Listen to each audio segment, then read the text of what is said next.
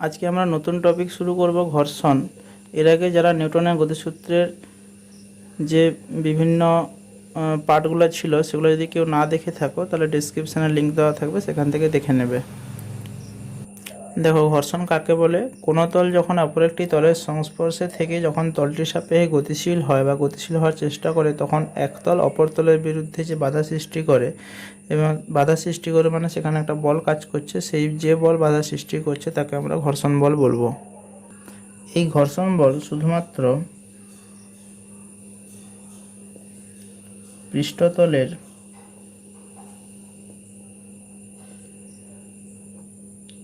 প্রকৃতির ওপর নির্ভর করে, ক্ষেত্রফলের উপর নয়।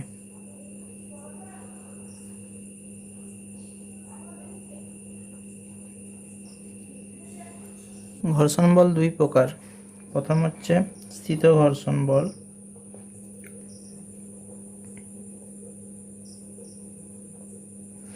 আর একটা হচ্ছে কি চল ঘর্ষণ বল।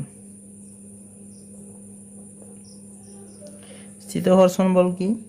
যখন কোনো বস্তুকে আমরা বল প্রয়োগ করা সত্ত্বেও বস্তুটি গতিশীল হতে পারে না, তখন যে ঘর্ষণ বল কাজ করে গতির বিরুদ্ধে, সেটাকে বলা হচ্ছে কি স্থিত ঘর্ষণ বল। তাহলে স্থিত ঘর্ষণ বল কি? যখন কোনো তল অপর একটি তলের সংস্পর্শে থেকে গতিশীল হওয়ার চেষ্টা করেও পারে না, তখন সেই বলটাকে বলা হয় স্থিত ঘর্ষণ বল। আর চল ঘর্ষণ কখন কাজ করবে? যখন কোনো তল অপর তলের সংস্পর্শে থেকে গতিশীল হলে তার গতির বিরুদ্ধে যে যে বল কাজ করবে তাকে আমরা বলবো কি চল ঘর্ষণ বল। তাহলে এখানে একটা আমরা যদি এক্সাম্পল দেখি, যে ধরো কোনো একটা বস্তু আছে এখানে, সেই বস্তুকে একটা ঘর্ষণযুক্ত তলে রাখা আছে। এখন যদি আমরা বল প্রয়োগ করার পরেও বস্তু কোনো গতি না হয়, গতি নাই মানে কি কোনো ত্বরণ নাই, তাহলে যে বল কাজ করছে সেটাকে আমরা বলবো কি স্থিত ঘর্ষণ। মানে যদি রেস্টে থেকে যায় তাহলে এখানে কি কাজ করছে? স্ট্যাটিক ফ্রিকশন কাজ করছে। ঠিক আছে, এটা রেস্টে আছে। আর যখন কোনো একটা তলের সাপেক্ষে ঘর্ষণযুক্ত তলের সাপেক্ষে একটা বস্তু গতিশীল হয়ে যাবে, অর্থাৎ এটা মুভ করবে, এটা গতি আছে ধরো, তখন এখানে যে ঘর্ষণ বল কাজ করবে বিপরীত দিকে, গতির বিপরীত দিকে মানে এদিকে কাজ করবে, সেটাকে বলবো কি আমরা কাইনেটিক ফ্রিকশন বা চলঘর্ষণ। ঠিক আছে, তাহলে প্রথম ক্ষেত্রে যখন আমরা বল প্রযুক্ত করব, প্রযুক্ত বল ভার্সাস ঘর্ষণ বলের যদি আমরা একটা ড্র করি, তখন দেখব এদিকে যদি আমরা ঘর্ষণ বল রাখো আর এদিকে যদি প্রযুক্ত বল করো, তাহলে প্রযুক্ত বল বাড়ার সাথে সাথে প্রথমে ঘর্ষণ বল বাড়বে, বাড়তে বাড়তে নির্দিষ্ট সীমায় পৌঁছানোর পর সেটা কি হয়ে যাবে, তখন প্রযুক্ত বাড়ার সাথে সাথে ঘর্ষণ বল আর বাড়ে না, অর্থাৎ এই অংশটাকে বলা হচ্ছে চল ঘর্ষণ বল, বা এটা চল ঘর্ষণে চলে আসে। আর এটা যেটা আছে এটাকে বলা হচ্ছে কি স্থিত ঘর্ষণ। আর এই যে লিমিটটা, এটাকে বলা হয় কি লিমিটিং ফ্রিকশন, অর্থাৎ যতটুকু আমাদের বল প্রযুক্ত না হলে বস্তুটি গতিশীল হতে পারবে না, সেজন্য এটাকে বলা হয় কি লিমিটিং ফ্রিকশন। অনেক সময় পরীক্ষায় কোশ্চেন আসে যে ঘর্ষণ বলকে নিয়ন্ত্রক বল বলা হয় কেন? অর্থাৎ আমরা যখন বল বাড়াচ্ছি, প্রযুক্ত বল এখানে বাড়াচ্ছি, তাহলে ঘর্ষণ বল নিজে থেকে কি করছে? বেড়ে যাচ্ছে। তাহলে বাড়তে বাড়তে বস্তু যতক্ষণ না গতিশীল হচ্ছে ততক্ষণ পর্যন্ত কিন্তু স্থির ঘর্ষণে আছে। ঠিক আছে, অর্থাৎ আমি যত প্রযুক্ত বল করছি, আমি ঘর্ষণ বল নিজে থেকেই কি করছে? ওটা অ্যাডজাস্ট করছে। এবং কতক্ষণ পর্যন্ত কাজ করতে পারবে? যখন প্রযুক্ত বল এবং ঘর্ষণ বল দুজনের লব্ধি, মানে ঘর্ষণ বস্তুর গতি এই দিকে যদি হয়, ঘর্ষণ বল কোন দিকে? উল্টো দিকে, তাহলে তখন তাদের লব্ধি কত হয়ে যাবে? 0 হবে। ততক্ষণ পর্যন্ত ঘর্ষণ বল যে নিজেকে অ্যাডজাস্ট করছে, সেই জন্য এটাকে বলা হয় কি স্বনিয়ন্ত্রক বল। অর্থাৎ কোনো বস্তু গতিশীল হওয়ার আগে পর্যন্ত যে বল কাজ করবে বা গতিশীল হওয়ার আগে পর্যন্ত ঘর্ষণ বলকে বলা হয় কি স্বনিয়ন্ত্রক বল। তাহলে এই জায়গায় যে লিমিটিং ফ্রিকশন আর সীমাস্থ ঘর্ষণ বল এসেছিল, তাকে কাকে বলবো? স্থিত ঘর্ষণের সর্বাধিক মানকে। স্থিত ঘর্ষণের সর্বাধিক সম্ভাব্য মানকে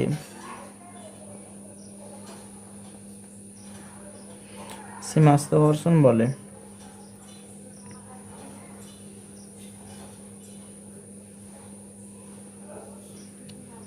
এরপরে দেখো স্থিত ঘর্ষণের সূত্রাবলী।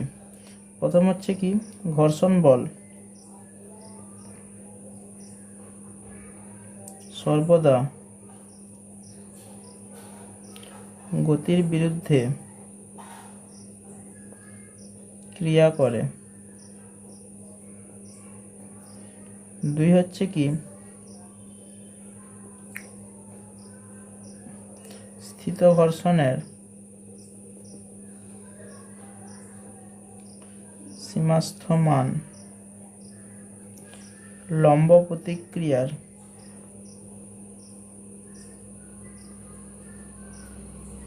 সমানুপাতিক।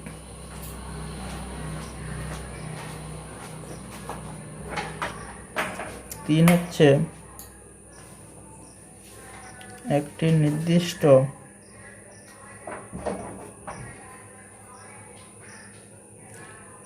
লম্ব প্রতিক্রিয়ার জন্য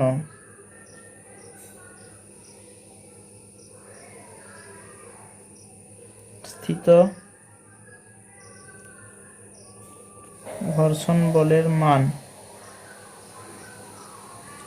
স্পর্শতলের প্রকৃতির উপর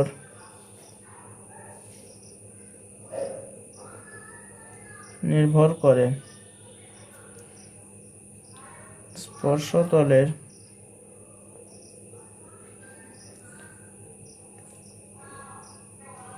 ক্ষেত্রফলের উপর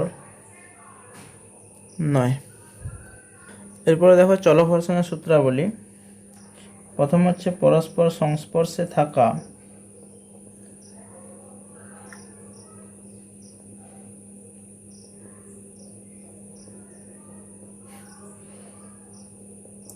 দুটি তলের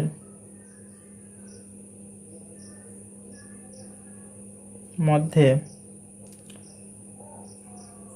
চলঘর্ষণ বলের মান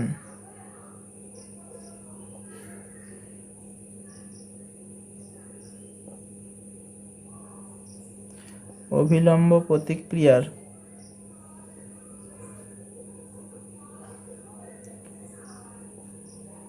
সমানুপাতিক।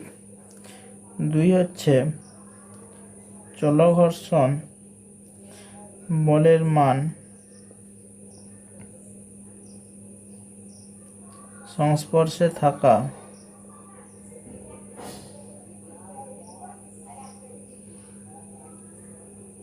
তল দুটির উপাদান প্রকৃতি ও অবস্থার উপর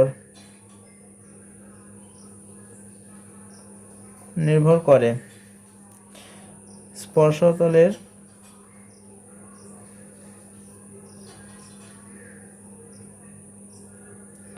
ক্ষেত্রফলের উপর নয়। আর 3 নম্বর বলছে তল দুটির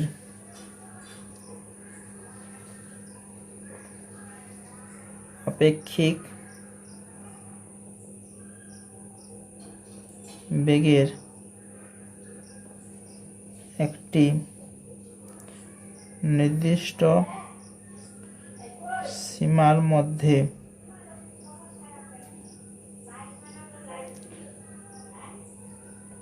চলঘর্ষণ বলের মান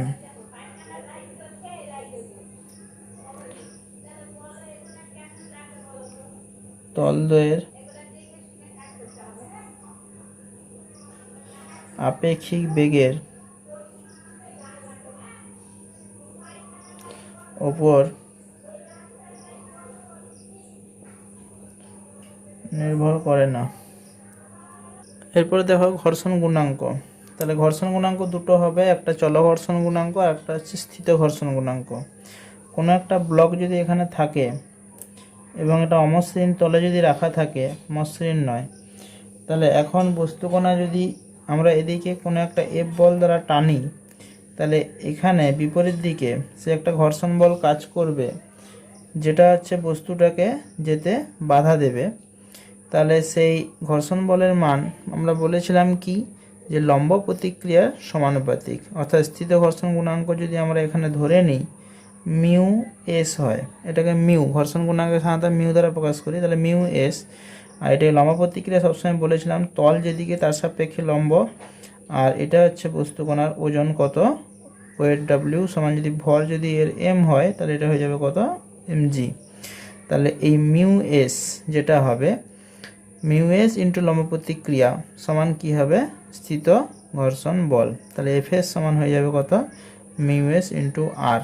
এবার এখানে থেকে দেখো আর সমান কত, এমজি, তাহলে এটা হয়ে যাবে কত, মিউ এস এমজি।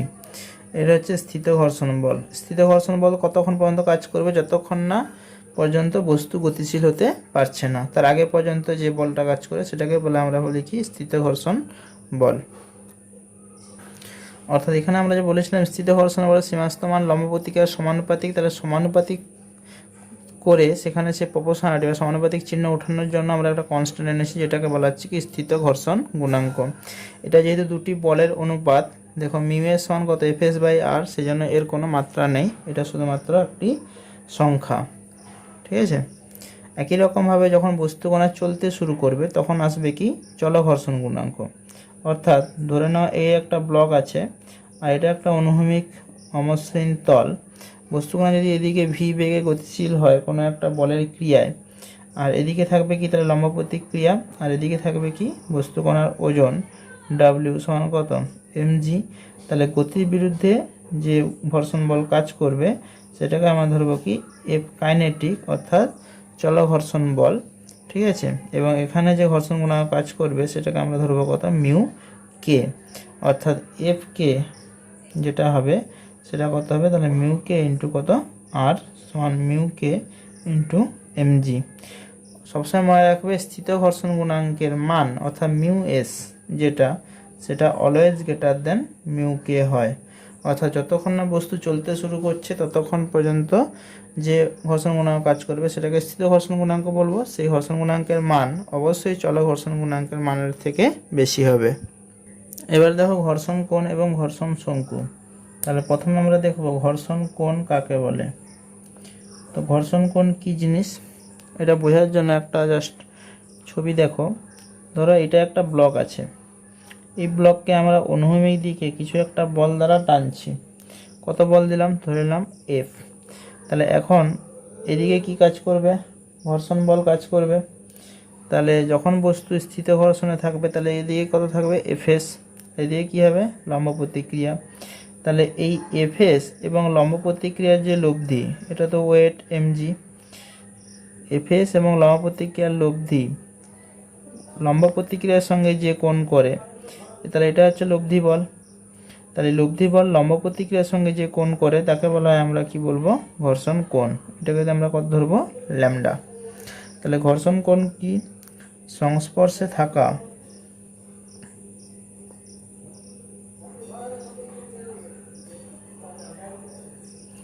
দুটি তলের মধ্যে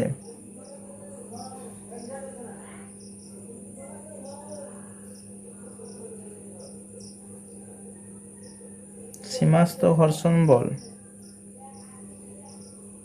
বা যে স্ট্যাটিক ফ্রিকশন ও লম্ব প্রতিক্রিয়ার লব্ধি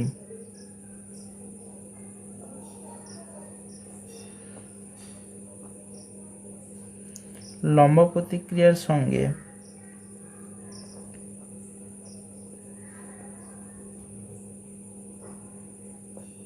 যে কোণ করে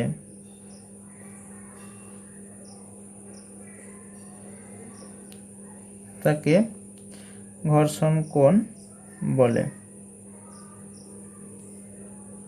এবারে আমরা ওই লব্ধি বলের মান নির্ণয় করব। এটা ধরে নাও ও, আর এটা ধরো লব্ধি বল কত, কিউ ধরে নাও, ঠিক আছে। তাহলে এই কিউ এর মান নির্ণয় করব। তাহলে কিউ এর উলম্ব দিক বরাবর অর্থাৎ লম্ব প্রতিক্রিয়া বরাবর উপাংশ কত, দেখো আর ইকুয়াল টু কত হয়ে যাবে, তাহলে কিউ কস ল্যামডা, আর এফএস যেটা সেটা হবে কত, কিউ সাইন ল্যামডা, ঠিক আছে। আবার ঘর্ষণ গুণাঙ্ক জানি কি, মিউ সমান কত, এফএস বাই আর। তাহলে এফএস বাই আর যদি হয় তাহলে এফএস সমান কত, কিউ সাইন ল্যামডা বাই আর সমান কত কিউ কস ল্যামডা সমান তাহলে কত হয়ে যাবে টেন ল্যামডা। অর্থাৎ ঘর্ষণ কোণ ল্যামডা হলে ঘর্ষণ গুণাঙ্ক মিউ সমান টেন ল্যামডা হয়। এবার আমার কাজ কিউ বার করা। তাহলে এই যে দুটো সমীকরণ আছে এদেরকে যদি স্কোয়ার করে দিই, অর্থাৎ R square plus F S এর স্কোয়ার সমান কত হয়ে যাবে তাহলে কিউ স্কোয়ার, এটা সাইন স্কোয়ার ল্যামডা, এটা কস স্কোয়ার ল্যামডা, তাহলে কত হয়ে যাবে শুধুমাত্র কিউ স্কোয়ার। অতএব কিউ সমান root over of R square plus F S সমান কত দেখো মিউ ইন্টু আর, তাহলে এটা হয়ে যাবে কত মিউ স্কোয়ার আর স্কোয়ার। তাহলে আর স্কোয়ার যদি এখানে কমন নাও তাহলে কত হবে তাহলে R square into one plus mu square সমান হবে কত R root over of one plus mu square. তাহলে এটা হচ্ছে কি লব্ধি বলের মান কিউটা। এবারে দেখো ঘর্ষণ শঙ্কু জিনিসটা কি, ঘর্ষণ শঙ্কু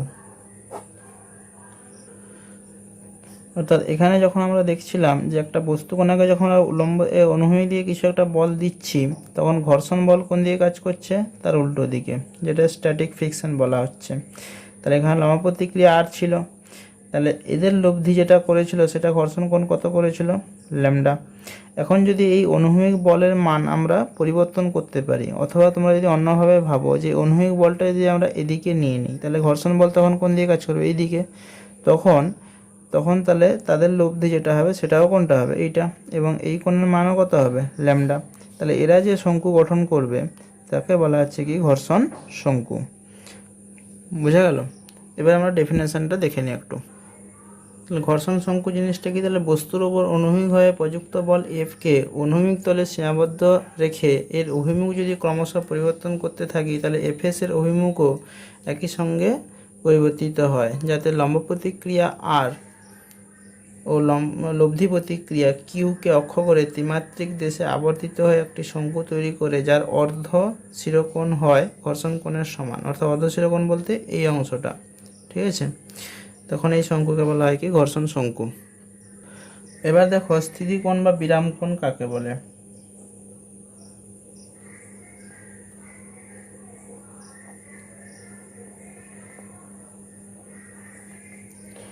স্থিতিকোণ বা বিরাম কোণ কি, কোনো নততলের নতিকোণের যে নির্দিষ্ট মানে বস্তু নিজ ওজনের ক্রিয়ায় নিচের দিকে পিছলে পড়ার উপক্রম করে, ঠিক আছে? অর্থাৎ যদি এইটা একটা নততল ধরি আমরা, তাহলে সেই নততলের নতিকোণ যদি আমরা থিটা ধরি, তাহলে এখন বস্তুকে যদি আমরা এখানে রেখে দিই তাহলে এই বস্তু নিজ ওজনের ক্রিয়ায় নিচের দিকে গতিশীল হতে থাকবে যে নতিকোণে, অর্থাৎ নতিকোণের মান যদি একটা নির্দিষ্ট মানে থাকে নিজে থেকেই পড়তে বা পড়ার উপক্রম করবে, তখন সেটাকে বলা হচ্ছে কি স্থিতিকোণ বা বিরাম কোণ, ঠিক আছে? তাহলে এখন হচ্ছে বস্তুর ওজন কোন দিকে ছিল এটা তাহলে কত এমজি, এটা থিটা হলে এটাও কত হবে থিটা, তাহলে দিয়ে কত হবে এমজি কস থিটা, আর দিয়ে কত হবে এমজি সাইন থিটা। এদিকে হচ্ছে কি লম্ব প্রতিক্রিয়া কত আর, লম্ব প্রতিক্রিয়া সবসময় বস্তু যে তলে অবস্থান করবে তার লম্ব দিকে কাজ করবে, ঠিক আছে? তাহলে নতিকোণের এক নির্দিষ্ট মানের জন্য পড়বে, তাহলে তখন সেই মুহূর্তে এফএস কোন দিকে কাজ করবে, মানে জাস্ট পড়ার উপক্রম হবে, তাহলে তখন তল বরাবর কোন দিকে এই দিকে। তাহলে এফএস যেটা হবে তাহলে এফএস সমান কত হবে তাহলে এমজি সাইন থিটা সমান কত মিউ ইন্টু লম্ব প্রতিক্রিয়া আর সমান কত এমজি কস থিটা। তাহলে এফএস সমান তাহলে মিউ ইন্টু আর হয়ে গেল, ঠিক আছে? তাহলে আমরা এমজি সাইন থিটা সমান লিখতে পারি মিউ এমজি কস থিটা। তাহলে এখান থেকে এমজি কেটে দাও, তাহলে মিউ সমান কত হয়ে যাবে ট্যান থিটা, ঠিক আছে? অর্থাৎ স্থিতিকোণ যখন হবে তখন তা ঘর্ষণ কোণের সঙ্গে সমান হয়ে যাবে, ঠিক আছে? তাহলে ডেফিনেশনটা লিখলে আমরা কেমনভাবে লিখব, তাহলে কোনো নততলের নতির যে মানের জন্য নততলের উপরে থাকা কোনো বস্তু নিজ ওজনের ক্রিয়ায় নিচের দিকে পিছলে পড়ার উপক্রম করে তাকে স্থিতিকোণ বা বিরাম কোণ বলে। এবার দেখো অমসৃণ অনুভূমিক তলে বস্তুর গতি। তাহলে ধরে নাও এটা একটা অমসৃণ তল আছে, তাহলে সেই অমসৃণ তলে একটা বস্তু রাখা আছে। সেই বস্তুকে যদি আমরা এদিকে এফ বল প্রয়োগ করি তাহলে ঘর্ষণ বল এদিকে কাজ করবে। সেটাকে আমরা যদি ছোটো এফ আকারে লিখি তাহলে এটা ছোটো এফ, এখানে ঘর্ষণ গুণাঙ্ক দেওয়া আছে কত মিউ, লম্ব প্রতিক্রিয়া কত হবে আর, আর বস্তুর ওজন হয়ে যাচ্ছে কত, এটা যদি এম ভরের বস্তু হয় তাহলে এটা হয়ে গেল কত এমজি। তাহলে এখানে আমরা যদি গতির সমীকরণ লাগাই তাহলে দেখব যে বস্তুগুলো যদি এদিকে গতিশীল হয় কত ত্বরণ নিয়ে, ধরে নিলাম কত এ ত্বরণ নিয়ে, তাহলে এফ বেশি কার থেকে, ঘর্ষণ বলের থেকে, সমান কত হবে এম ইন্টু এ। এবারে এফ মাইনাস ঘর্ষণ বল সমান কত মিউ ইন্টু লম্ব প্রতিক্রিয়া, তাহলে মিউ ইন্টু আর সমান কত এম এ। এবার দেখো আর সমান কত এমজি, কারণ এখান থেকে দেখতে পাচ্ছি আর সমান কত এমজি, তাহলে F minus mu m into g সমান কত এম ইন্টু এ। তাহলে এ সমান কত হবে F minus mu M G by কত বড় এম। তাহলে এখান থেকে আমরা ত্বরণটা পেয়ে গেলাম, বুঝে গেল। এবারে আমরা নদতল বরাবর গড়িয়ে পড়া বস্তুর ত্বরণ নির্ণয় করব, একবার গড়িয়ে নিচে যখন নামছে আর একবার যখন উপরে উঠবে। নদতল বরাবর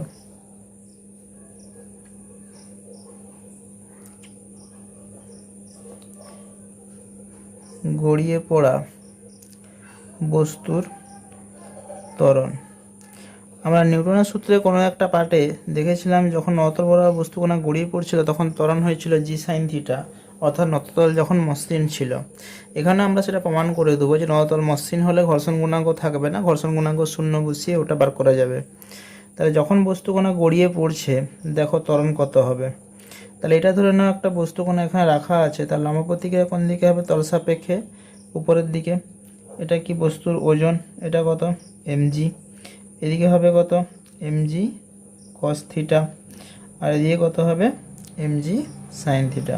তাহলে যখন বস্তু নিচের দিকে নামছে তখন ঘর্ষণ বল উপরে আছে, তাহলে এখানে যদি আমরা গতির সমীকরণ লাগাই নততল বরাবর তাহলে এমজি সাইন থিটা কী হবে বেশি হবে কার থেকে, ঘর্ষণ বলের থেকে, সময় আমরা কি লাগাবো এম এ। তাহলে এমজি সাইন থিটা মাইনাস ঘর্ষণ বল সমান কত মিউ ইন্টু লম্ব প্রতিক্রিয়া, লম্ব প্রতিক্রিয়া সমান কত এমজি কস থিটা। তাহলে একসঙ্গে লিখে দিচ্ছি মিউ এমজি কস থিটা সমান এম ইন্টু এ। তাহলে এ সমান কত হবে দেখো g sine theta minus mu g cos theta. এটা যে নতল বরাবর গড়িয়ে পড়া বস্তুর ত্বরণ। এবার যে নতল যদি মসৃণ হয়ে যায় তাহলে মিউ কত হবে 0, তখন তাহলে এ সমান কত হয়ে যাবে জি সাইন থিটা। এবারে হচ্ছে নতল বরাবর উপরে ওঠা বস্তুর ত্বরণ। নততল বরাবর উপরে ওঠা বস্তুর ত্বরণ কীভাবে নির্ণয় করব দেখো। তাহলে একই রকমভাবে এক নততল আঁকা হলো, তাহলে সেই নততলের নতিকোণ কত ধরলাম থিটা, আচ্ছা এখানে থিটাটা দেওয়া হয়নি থিটা। তাহলে একই বস্তু রাখা আছে, তার লম্ব প্রতিক্রিয়া কী হবে তল সাপেক্ষে উপরের দিকে, তাহলে এদিকে হয়ে যাবে এটা যদি ওজন এমজি হয় তাহলে এদিকে হবে কত এমজি কস থিটা, আর এদিকে কত হবে এমজি সাইন থিটা। আচ্ছা তাহলে উপরে যখন উঠছে তাহলে বস্তুকণা এইদিকে গতিশীল, তাহলে তার ঘর্ষণ কোন দিকে কাজ করবে এইদিকে, এটা হচ্ছে ঘর্ষণ এফ, ঠিক আছে। তাহলে এখন তাহলে উপরের দিকে উঠছে বলতে তাহলে বস্তুকণাকে তাহলে এমজি সাইন থিটা এবং ঘর্ষণ বলকে ওভারকাম করে যেতে হবে। তাহলে এখানে গতির সমীকরণ হবে এমজি সাইন থিটা প্লাস ঘর্ষণ বল সমান কত ভর ইন্টু ত্বরণ। তাহলে এমজি সাইন থিটা প্লাস ঘর্ষণ বল সমান কত মিউ আর, তাহলে এটা হয়ে যাবে কত মিউ, আর আর সমান কত এমজি কস থিটা। আচ্ছা মিউটা হচ্ছে এই নততলের ঘর্ষণ গুণাঙ্ক, ঠিক আছে। তাহলে এটা হয়ে গেল কত তাহলে মিউ এমজি কস থিটা সমান কত এম ইন্টু এ, তাহলে এ সমান তখন হয়ে যাবে কত g sine theta plus mu g cos theta. এখানেও তুমি নতল বরাবর বস্তুকণার যদি মসৃণ হয়ে যায় তখন বস্তুকণার ঘর্ষণ গুণাঙ্ক 0 বসিয়ে দিবে, নতল বরাবর ঘর্ষণ গুণাঙ্ক, তখন দেখো এ সমান আবার জি সাইন থিটা থাকছে। এবার কিছু অঙ্ক দেখো, ধরো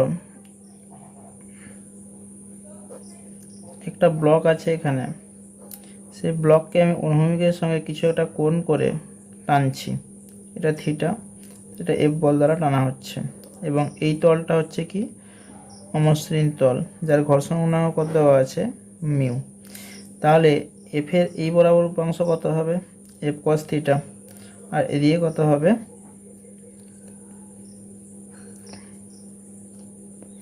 এদিকে হয়ে যাবে কত এফ সাইন থিটা।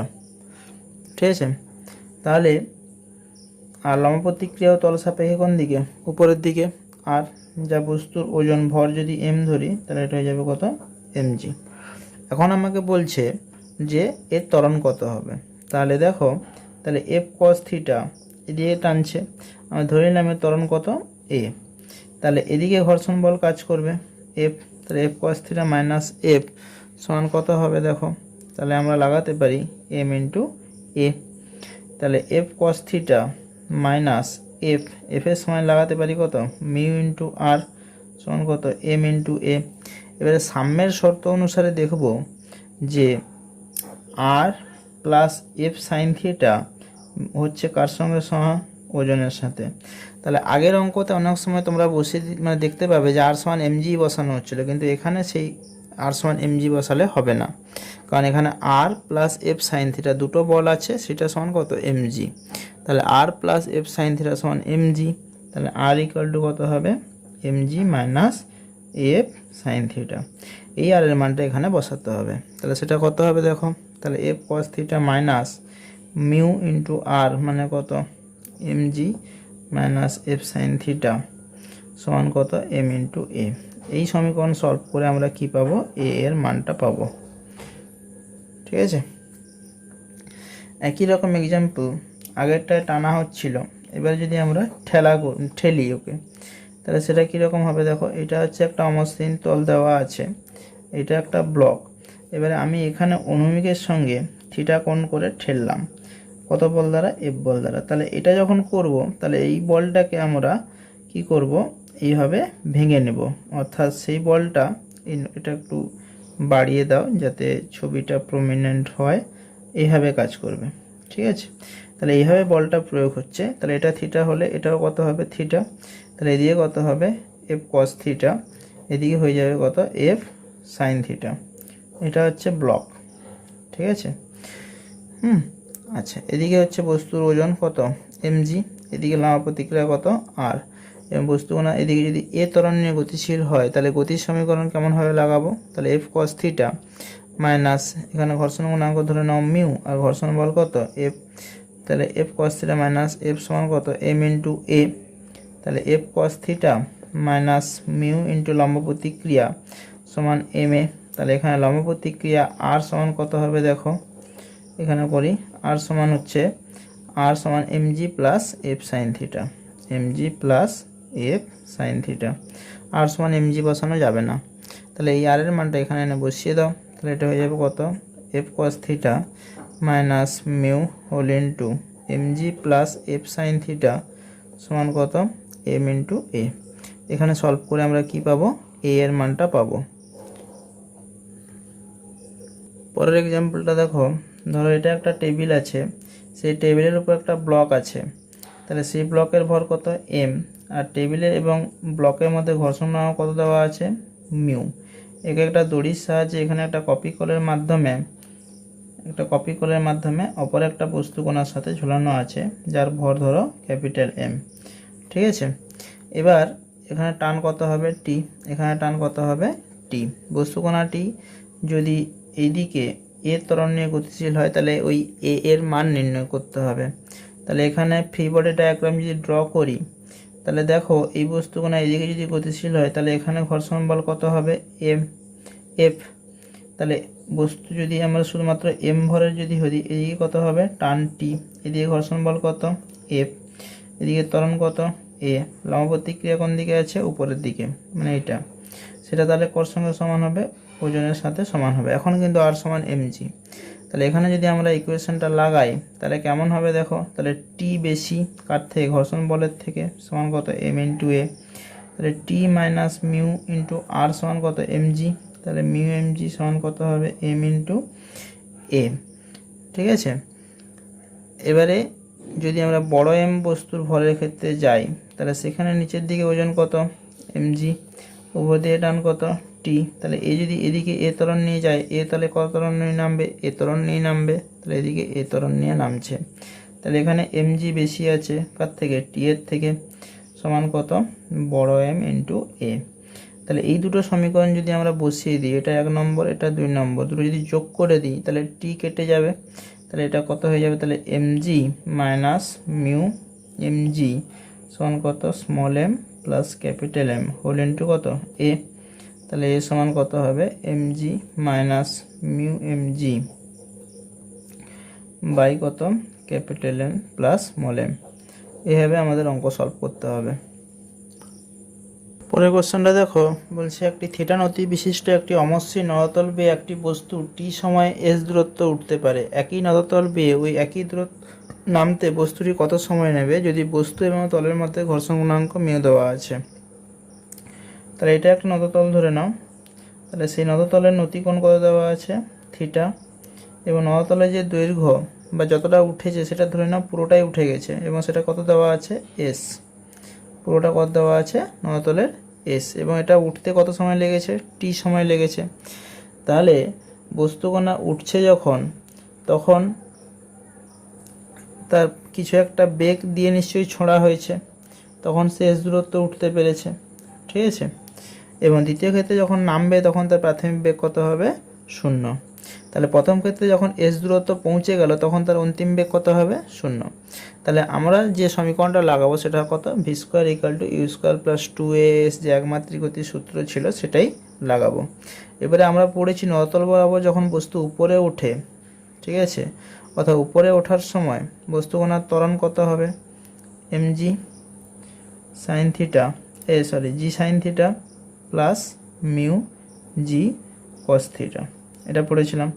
আর যখন নলতল বরাবর নামবে তখন এ সমান কত পড়েছিলাম, g sine theta minus mu g cos theta, এটা আমরা পড়েছিলাম।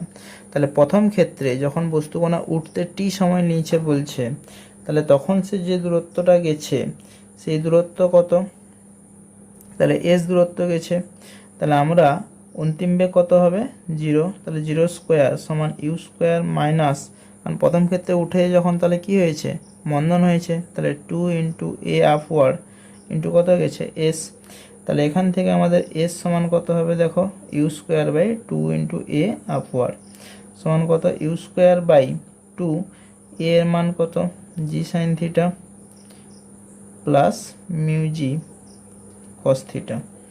এটা গেল উপরের দিকে ওঠার সময় বস্তুকণাটির যে দূরত্বটা গেছে সেটা এস। আচ্ছা, এবার এখানে বলে দিয়েছে যে সেই দূরত্ব উঠতে কত সময় নিয়েছে বলছে টি সময় নিয়েছে, তাহলে এস সমান তাহলে কত হবে, তাহলে ইউটি প্লাস হাফ এ টি স্কোয়ার যে সূত্র পড়েছিলাম সেটা আমরা লাগাবো। এবারে প্রাথমিক বেগ কত ছিল সেটা তো আমরা জানি না, তাহলে সেই সূত্রে যদি আমরা বার করতে চাই তাহলে অঙ্কটা একটু জটিল হয়ে যাবে। তাহলে তার প্রথম কাজ কি, যে তাহলে অন্তিম বেগ যদি 0 হয়, প্রাথমিক বেগ কত ছিল ইউ ধরলাম, মাইনাস কত হবে তাহলে উপরের দিকে ত্বরণ ইন্টু কত টি, কারণ টি সময় নিয়েছে বলছে, তাহলে এটা হয়ে যাবে কত, তাহলে অতএব আমার ইউ যেটা হচ্ছে সেটা কত হবে তাহলে এ ইন্টু টি। ঠিক আছে, ইউ সমান হয়ে গেল কত এ টি, তাহলে এখানে ইউ স্কোয়ার ছিল, তাহলে ইউ স্কোয়ার করে দিলে এটা কত হবে, তাহলে a square into t square by এটাকে তুমি 2a আপওয়ার্ড আকারে রাখো, দিয়ে এ কেটে দাও, তাহলে এটা হয়ে যাবে কত, তাহলে এ টি স্কোয়ার বাই কত 2। এখন যখন একই দূরত্ব নামবে তখন তাহলে নামার ক্ষেত্রে তাহলে এস সমান কত হবে, তাহলে প্রাথমিক বেগ তো এখানে 0 ছিল, তাহলে নামতে যদি আমার t1 সময় নয় তাহলে half of A downward into কত t1 এর স্কোয়ার ধরে নাও সমান, তাহলে হাফ ইন্টু এ ডাউনওয়ার্ড মানে কত g sine theta minus mu g cos theta into কত T1 এর স্কোয়ার। আর এর সমান যেটা বেরিয়েছিল সেটা এখানে বসিয়ে দাও। তাহলে এ এর মান কত ছিল, g sine theta plus mu g cos theta. তাহলে g sine theta plus mu g cos theta into কত ছিল টি স্কোয়ার বাই কত 2। তাহলে এই টু কেটে দাও, ঠিক আছে। আচ্ছা, তাহলে T1 স্কোয়ার সমান জি যদি বাইরে রাখো তাহলে sine theta plus mu cos theta by এটাকে নিচে নিয়ে এলে কত হবে sine theta minus mu cos theta into কত টি স্কোয়ার। কারণ জিটা এখান থেকে কমন নিয়েছিলাম, এখানেও কমন নিয়েছিলাম, দুটোই উড়ে গেছে, কাটাকাটি হয়ে গেছে, ঠিক আছে। তাহলে এখান থেকে যদি আমরা সাইন থিটা কমন নিয়ে নিই, তাহলে সাইন থিটা কমন নিলে এটা তাহলে কত হবে 1 প্লাস কত হবে মিউ কট থিটা। তাহলে 1 প্লাস মিউ কট থিটা আর এটা হয়ে যাবে 1 মাইনাস মিউ কট থিটা, ঠিক আছে। এত ইন্টু কত টি স্কোয়ার। তাহলে আমার T1 চেয়েছিল, তাহলে T1 সমান হবে root over of 1 plus mu cot theta by 1 minus mu cot theta into কত টি। এটা হচ্ছে রিকোয়ার্ড অ্যান্সার। আজকে এই পর্যন্তই। পরবর্তী ভিডিওতে আরও কিছু অঙ্ক এবং যেটুকু বাকি রইল ঘর্ষণের সেগুলো আমি অবশ্যই আলোচনা করে দেবো, ঠিক আছে। তোমাদের যদি কোথাও কোনো বুঝতে অসুবিধা হয় অবশ্যই কমেন্টে জানাবে। আর ভিডিওটা যদি ভালো লেগে থাকে তাহলে অবশ্যই একটা লাইক করে দেবে।